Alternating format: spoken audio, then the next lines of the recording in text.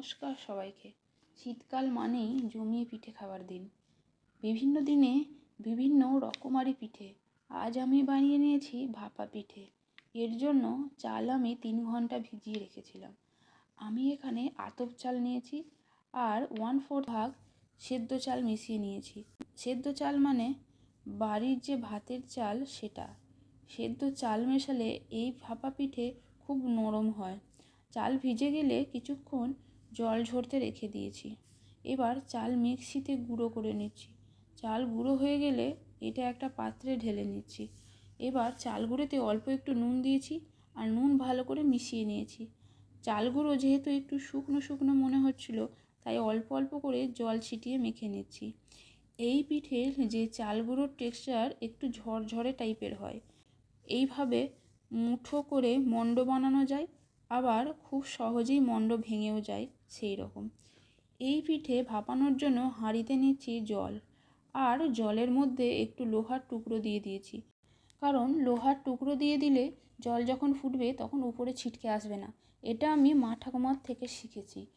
আর বাটিতে একটু শুকনো আটা মাখিয়ে নিয়েছি। বাটির নিচে একটু চাল গুঁড়ি মাখানো দিয়ে দিয়েছি। আর বাটির মাঝখানে একটু ফাঁকা করে নিয়েছি। এই ফাঁকা অংশে দিয়ে দেব নারকেল আর চিনি মাখানো পুর দিয়ে, পুরের উপরে আবার চাল গুঁড়ি দিয়ে ভালো করে বাটি ভর্তি করে নিয়েছি। বাটি ভর্তি করে নিয়ে একটু চেপে চেপে দিয়েছি। একটু চেপে না দিলে পিঠে ভেঙে যাবে, ঠিকঠাক হবে না। এবার বাটির মুখ একটা পাতলা সুতির কাপড় দিয়ে ঢেকে বাটি কাপড়ে মুড়ে নিচ্ছি। ওদিকে জল এতক্ষণে ফুটেও গেছে। হাঁড়ির মুখে আমি একটা বড় ছাঁকনি দিয়ে দিচ্ছি। এবার কাপড় মোড়ানো বাটি উল্টো করে ছাঁকনির ওপর বসিয়ে দিলাম, আর কাপড় সরিয়ে ওপর থেকে বাটি তুলে নিয়েছি। এবার আবার কাপড় দিয়ে কাপড় মুড়ে সব কিছু ঢাকা দিয়ে দিয়েছি। একইভাবে আরও একটা বাটি রেডি করে নিচ্ছি।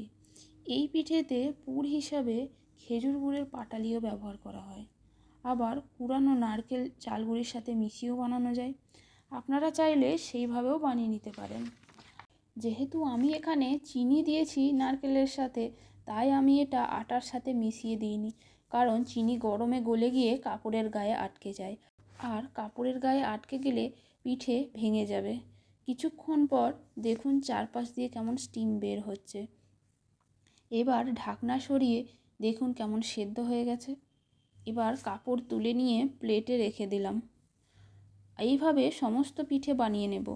এবার গরম গরম পিঠে পরিবেশন করে নিয়েছি, সাথে নিয়েছি কিছুটা গুড়। আপনারাও বানিয়ে নিতে পারেন খুব সহজেই এই ভাপা পিঠে। ভিডিও ভালো লাগলে লাইক, কমেন্ট আর সাবস্ক্রাইব করতে ভুলবেন না।